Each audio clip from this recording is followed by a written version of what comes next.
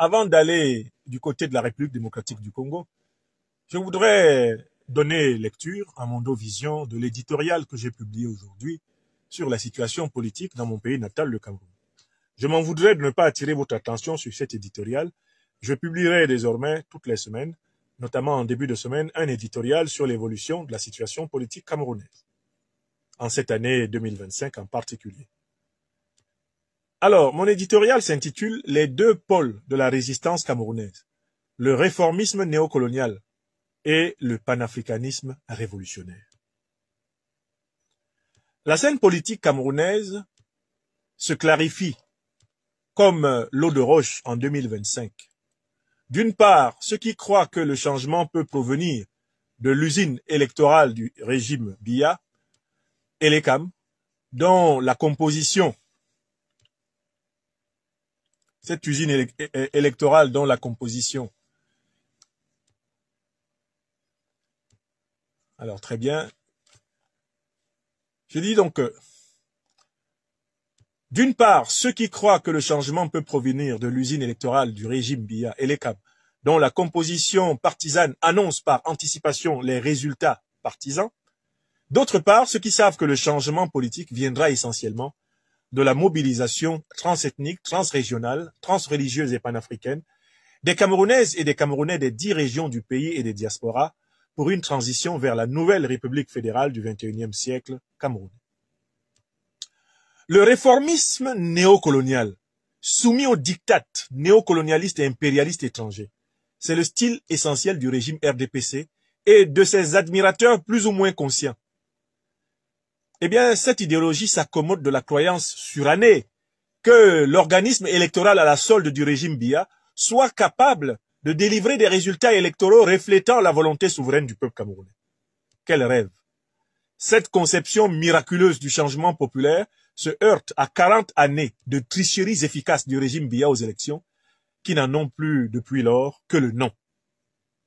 Or, il est de notoriété que la base de données des listes électorales, véritable map-monde de toute élection, est non seulement au Cameroun fausse, mais elle est truffée de bourrage de votants, mais aussi largement incomplète, en raison de l'application à tête chercheuse de la loi de 1968 sur la binationalité.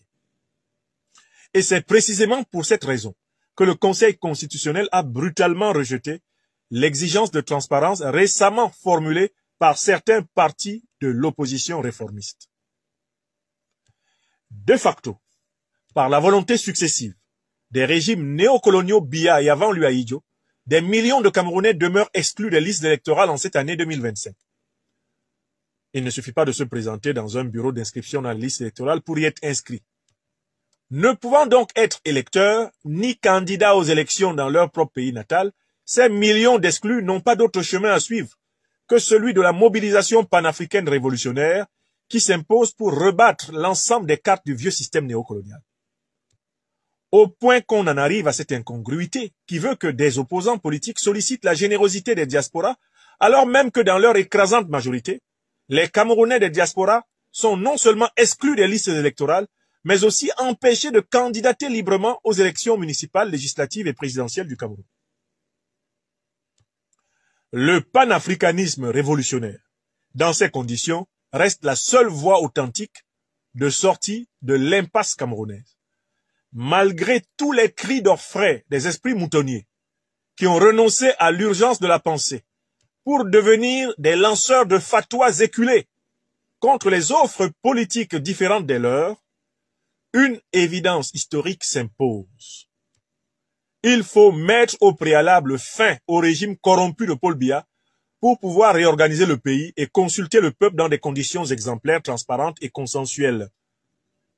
En appelant les Camerounaises et les Camerounais des 10 régions et des diasporas à se battre pour obtenir la transition du pays vers un état de droit authentique, hors des fourches codines des institutions corrompues comme Elekam, les panafricanistes révolutionnaires savent que le redressement du pays passe par la remise à plat de toutes ces institutions dans une perspective originale, endocentrée et innovante.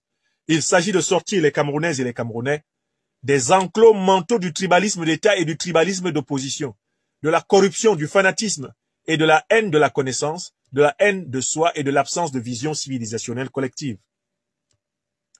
C'est cette voie que les grands leaders de la tradition UPCiste des années 40, 50, 60 et 70 ont tenté d'incarner pour réaliser les aspirations profondes du peuple camerounais. Le récent rapport France-Cameroun 2025, en admettant que le pouvoir colonial français et ses alliés camerounais, Biya et Ahidjo, ont injustement éliminé des véritables défenseurs de la souveraineté camerounaise, eh bien ce rapport ouvre le chemin à la véritable réhabilitation historique des héros du panafricanisme révolutionnaire camerounais. Nyobe, Moumie, Osende Afana, Wandie et plus d'1 million de Camerounaises et de Camerounais massacrés par le colonialisme français et ses collabos africains locaux ne peuvent pas être morts en vain. C'est leur œuvre qui doit être reprise et parachevée dans la nouvelle République fédérale du XXIe siècle camerounais. L'auteur des présentes lignes est conscient du trouble que cette vision panafricaniste du changement par le peuple mobilisé sème dans les esprits endormis et lobotomisés par la drogue de l'attente d'un miracle d'Elekambia. Une pensée audacieuse, forte et vigoureuse secoue la torpeur des dormeurs, trouble les calculs des ennemis inattendus de l'urgence de la pensée, déjoue la propension camerounaise à la sectarisation du leadership politique sous la forme scandaleuse de l'intouchabilité des gourous. Mais penser vraiment, c'est pouvoir, comme le disait le philosophe Alain, dire non, lorsque notre conscience intérieure nous en intime l'obligation, quoi qu'il arrive. C'est dans les rues de Maroua, Garoua, Ngaoundéré, Bafoussa, Bouéa, Bamenda, Yaoundé, Douala, Bertois, que se gagnera la lutte décisive et finale contre le régime de Paul Biya et non dans les urnes d'Elekambia.